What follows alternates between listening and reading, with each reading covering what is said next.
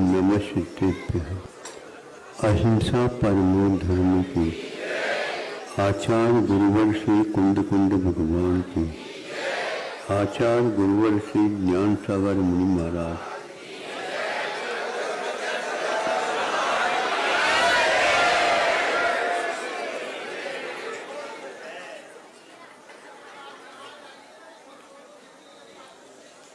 किसी एक व्यक्ति को भूख बहुत सता रही थी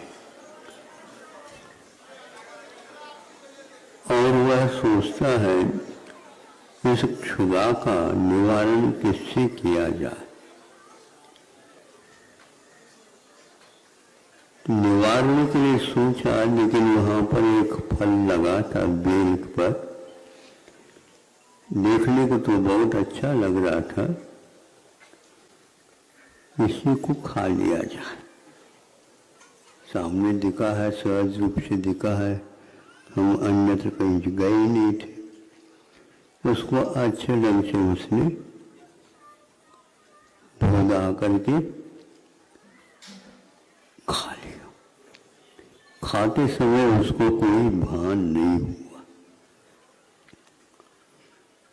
जैसे जैसे क्षुधा का निवारण हो गया, वैसे वैसे वह अपना असर दिखाने लगा।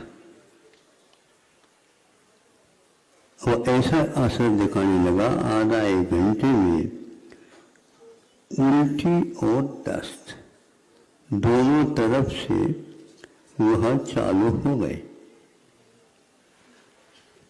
10-20 बार उल्टी और 10-20 बार हो जाए तो फिर पैरों में ताकत ही नहीं, बैठने के लिए कमर में ताकत है ही नहीं। लुढ़कने तो वह अपने आप ही लुढ़क गया।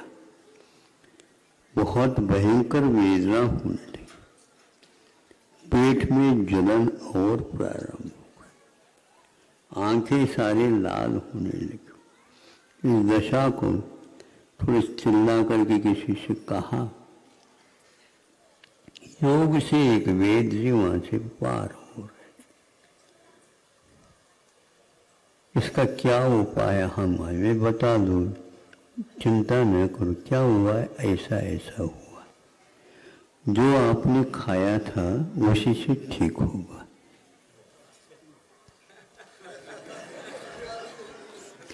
ऊपर उठाएंगे क्या? नहीं, जो खाया था उसी से ये ठीक होगा। इतना ही अंतर है। वह भीतर से खाया था, अब इस बाहर से क्या खाया था? वह एक तुम्बी फल था, जहरदार कड़वी। एकदम कड़ी होती तो वो खा ही नहीं जाता। अच्छे भूख लगी तो खा लिया। अब वह उसको खा रहा है, तुम भी उसको खा रहा। क्या करें? कुछ नहीं करना। तुम भी ले लिया तो तुम भी को सर्वप्रथम जला दो, उसमें थोड़े बहुत कोई तेल मिला दो, फिर उसका थोड़े से गरम गरम गरम गरम पेट के ऊपर लेप कर देना। सुन रहे? खाते हो तो दूसरा यही उपाय है, ठीक हो जाएगा। हाँ बिल्कुल, आप करके तो देख लो। किया तो आधा घंटे में वह पूरा का पूरा वह शोषित कर रहा है। दर्द का जो कारण था उसको वह शोषित कर रहा है। आधा घंटा हुआ ही नहीं, पैर में हल्कापन लगने लगा। हल्का लग रहा है कि नहीं? हाँ, लग रहा है। इसी प्रकार दो दो बार और वह 1-2 दिन तक चलते रहे। भीतर केवल ये जो पुड़िया दे देते हैं, इसको कर लेना, वो भी शांत हो जाए। ऐसा उसने किया। 2-2 बार ला करके उसके ऊपर लेप करता और ये होता है। श्रद्धान था इसलिए ठीक हुआ। विधि थी इसलिए वह ठीक हो गया, प्रयोग था वह यद्वा तद्वा में, वह भी विधिवत था। इस प्रकार सम्यक दर्शन, सम्यक ज्ञान, सम्यक चारित्र तीनों का ही उपयोग हुआ। किंतु विस्मय की बात यह है कि जो भीतर जाता है तो मरणांत पीड़ा होती है और बाहर उसी को लगा लेते हैं। दो तुम्बियों का वह असर पूर्ण पेट के ऊपर हुआ, लेकिन पेट के भीतर तो उपवास हुआ। तो उस उपवास के कारण वह सर जो कुछ भी गर्मी उसको वह खींचता रहा, अच्छे ढंग से खींचता रहा। किंतु यह एक विस्मय है, जो जहर था वह जहर भीतर तो मरणांत पीड़ा करता है, बाहर लगा देते अपने पेट के ऊपर, उसी पेट के ऊपर जिसमें जहर चढ़ा, बाहर रहता है, अलग असर करता है, और भीतर होता है तो अलग असर करता है।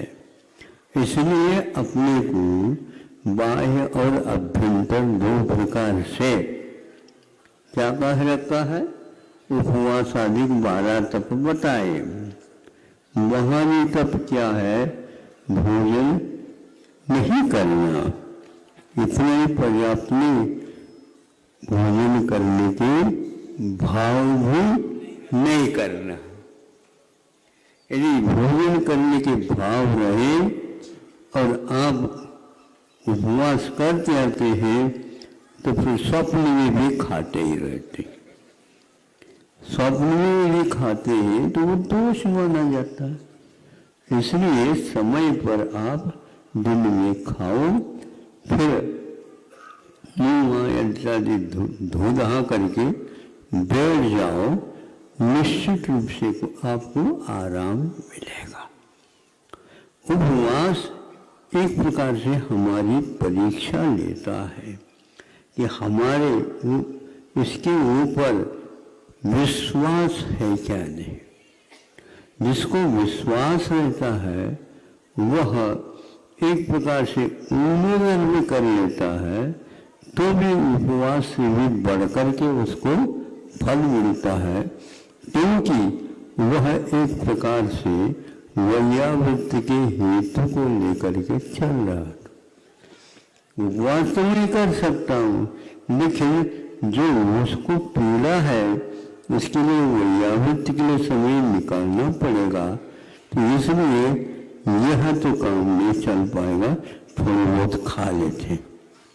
काय के लिए खा रहे हैं, वैयावृत्ति के लिए। वैयावृत्ति किसकी है, जो दूसरे व्यक्ति है ना उसकी, ये कर लिया। अपने लिए कौन से वैयावृत्ति हो गए, राग द्वेष छोड़ करके उपवास नहीं, उपवास करना था ये भाव होते हुए भी दूसरे के लिए यदि करते हैं तो परोपकाराय पुण्यम, पर के ऊपर उपकार करते हैं तो पुण्य मिलता है। और यदि मान लो अपने लिए स्वार्थ रखते हैं तो पापम। तो ये शास्त्रों में हमारे भीतरी परिणामों के ऊपर अध्ययन करके केवली भगवान ने पहले ही हमारी आदत वहां पर लिख दी है। हमने ऐसे नहीं किया, सर्वज्ञ के सामने बोला मत करो,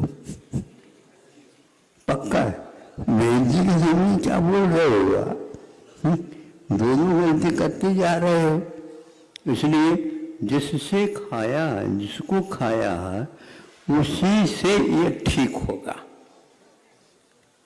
खाने का कार्य दोनों में, उसमें त्याग करने रूप में है, लेकिन आगम के अनुसार खाने के लिए भी विधान किया जा रहा। उद्देश्य है क्षुधारों को दूर करना, लेकिन उसके रोग को भी दूर करना। आपकी क्षुधा तो दूर है ही, इसलिए तो उपवास करने जा रहे थे, तो खा क्यों ले? इसलिए मैं इस उपवास में इस प्रकार वैयावृत्ति नहीं कर सकूंगा। उसको भी पुनः समय करने योग्य बनाना, इसलिए हम तो कर ही लेते हैं। तो इस प्रकार दोनों को शुद्धोपयोग की ओर जाने का सौभाग्य प्राप्त होता है। इसलिए आचार्य कुंद ये कहते हैं, लंघन करना किंतु अन्वेषण करना ये भी एक बहुत महत्व है। ईश्वर का अर्थ होता है इच्छा, अन्वेषण बिना इच्छा के भी हम करते हैं, करना पड़ता है। यह भी एक आवश्यक है, लेकिन विधिवत करते हैं, तोल तोल करके देते हैं, तो वह अपने आप ही पच करके अपने धर्म ज्ञान में सहायक होता है और 2-3 व्यक्ति वो भी खड़े हो जाते हैं। परोपकाराय पुण्य में से किसी ने पद लिखा, वो सोच करके लिया, पर के लिए उपकार करें, स्व के लिए क्या हो रहा है? पुण्य संचय हो, पापापचय, पुण्य संचय, पाप का अपचय होगा और पुण्य का संचय होगा। इसका नाम भी वह विपाक विषय धर्म ध्यान ही माना जाता है। दूसरे के लिए भी आपने सोचा, करुणा के साथ सोचा, कर्तव्य मान करके सोचा। यही मान लो हम होते इस स्थान पर तो क्या होता?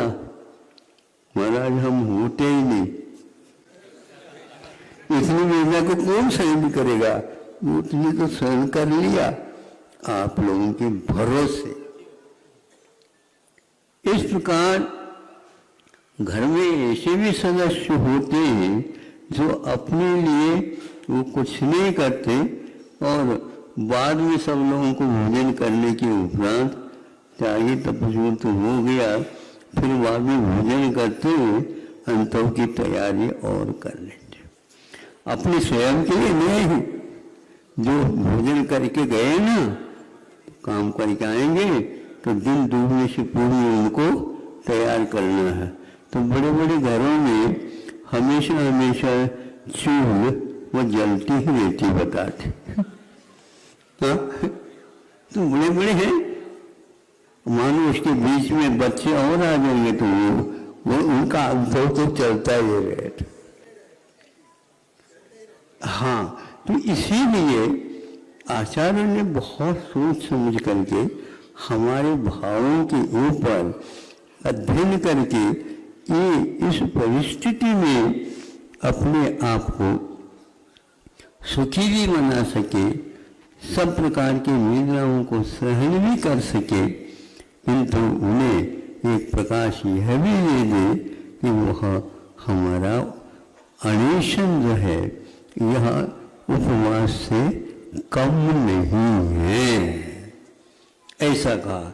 तो आज भी जो विधिवत संयम और संयम दोनों पाल रहे हैं, वे चतुर्थ काल में जो करते थे श्रावक और श्रमण तपस्या और उससे कर्म विजया होती थी, उससे असंख्यात गुणी निर्जरा वो उत्तम समझने वाले भी क्यों न हो, किंतु आज हीन संगन भी क्यों हो, हीन संगन के साथ भी उपवास अन्वेषण आदि किया जा सकता है।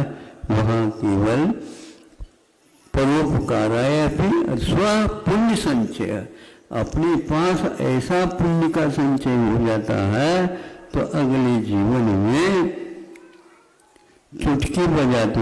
ये ऐसा क्यों कहा जाता? चुटकी बजाते दूसरा काम करते हैं तो चुटकी नहीं बज पाती होगी। हाँ, इसलिए चुटकी बजाने के लिए वो मध्यमा और अंगुष्ठ दोनों की भीतर ऊर्जा आए तो फिर चुटकी बज जाए। वो चुटकी बज जाए तो किसी को सुनने में आए या न आए। हाँ, हम जब छोटे थे भैया ये सब लोग सुन रहे हैं क्या नहीं क्या पता, और वो धीरे धीरे चुटकी बज जाती थी। वो अच्छा हमें नहीं लगता, आवाज आ रही थी, आवाज से कोई मतलब नहीं। तो चुटकी का अर्थ ये है थोड़े में भी, थोड़े श्रम में भी क्या कहते हैं बड़ा काम हो जाता चुटकी बजाते बजाते। ये इसका अर्थ है, नहीं समझे। इसी प्रकार आप लोग पंचम काल कहो करके आलस न करिए। ये पंचम काल पंचों का भी उद्धार कर देगा और प्रपंच का भी समाप्त कर देगा। प्रपंच का अर्थ होता है संसार, और पंच तो संसार में कोई उलझना नहीं, इसलिए इनको मार्ग प्रशस्त करते हैं।